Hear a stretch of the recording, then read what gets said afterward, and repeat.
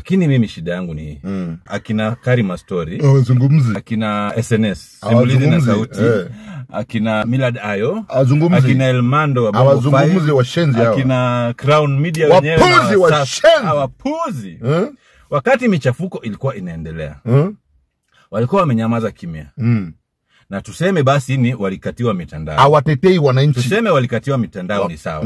Lakini vile wamerudi, bado hawaongelei hiyo story.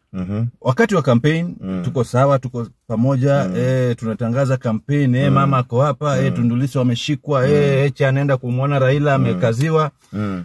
Wakati sasa serikali imesema wananchi pia wamesema fujo imeanza. Hii ngani inamaanisha wewe utaelewa, wewe mwenyewe elewa mwenyewe vile. Sawa. Kimya. Giza. Unajua kina nani wako kimya na wako giza? Wanahabari, wana mitandao, mabloga, wasanii, machawa, wasanii. Sasa hivi karibu nusu milioni ya wafuasi wa Diamond. Na bado wanazidi Wabongo si wa Kenya. Bado wanazidi kuteremka. Wale mabloggers, online media wa Tanzania. Naona sasa wanaleta hizo stories. Sijui Diamond ameomba msamaha, Diamond amefanya hivi nini. Sasa nimeona wanaongelea uchaguzi wa Uganda na Sauti wanaongelea uchaguzi wa Uganda.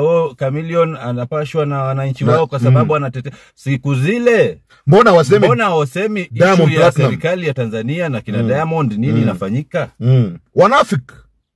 Unafiki. Online haulipwi na serikali ndugu yangu. Wacha nikwambie kitu moja. Online hayo watu unajua Millard Ayo, wacha nikwambie. Millard Ayo watu wamemheshimu Tanzania. Millard Ayo watu wanamfuatilia vibaya. News ikitoka hivi kama watu hawajaona kwa Millard bado hiyo si news.